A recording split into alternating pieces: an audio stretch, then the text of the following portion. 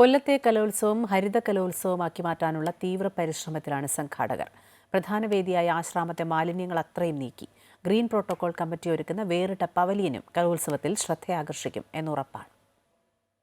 62ാമത് സംസ്ഥാന സ്കൂൾ കലോത്സവത്തിന്റെ പ്രധാന വേദിയായ ആശ്രാമം മൈതാനത്തെ മാലിന്യങ്ങൾ അത്രയും പടിക്ക് പുറത്തായി കഴിഞ്ഞു. തൊഴിലുറപ്പ് തൊഴിലാളികളും ഹരിതകർമ്മസേനാംഗങ്ങളും കോർപ്പറേഷൻ ശുചീകരണ തൊഴിലാളികളും സന്നദ്ധ സംഘടനകളും ജനപ്രതിനിധികളും ശുചിത്വ മിഷൻ അംഗങ്ങളും എല്ലാം ചേർന്ന ശുചീകരണ യജ്ഞത്തിലൂടെയാണ് 54 ഏക്കർ മൈതാനത്തെ മാലിന്യങ്ങളെല്ലാം നീക്കിയത്.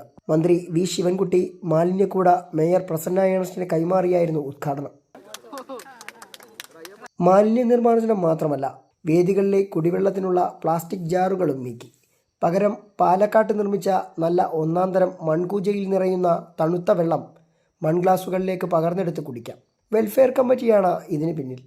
ഗ്രീൻ പ്രോട്ടോകോൾ കമ്മിറ്റി ഒരുക്കുന്ന ഈ മുളങ്കുടിലും ഹരിത കലോത്സവത്തിൻ്റെ പ്രാധാന്യം വിളിച്ചറിയിക്കുന്നതാണ്.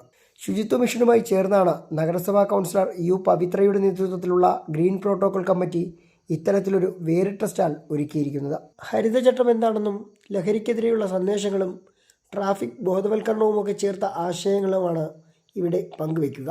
പ്ലാസ്റ്റിക് കുപ്പികൾ ശേഖരിക്കാൻ കുടിലിനു മുന്നിൽ ഒരുക്കിയിട്ടുള്ള ഈറക്കുപ്പിയും ശ്രദ്ധേയമാണ്. അമൃത ന്യൂസ്, കൊല്ലം.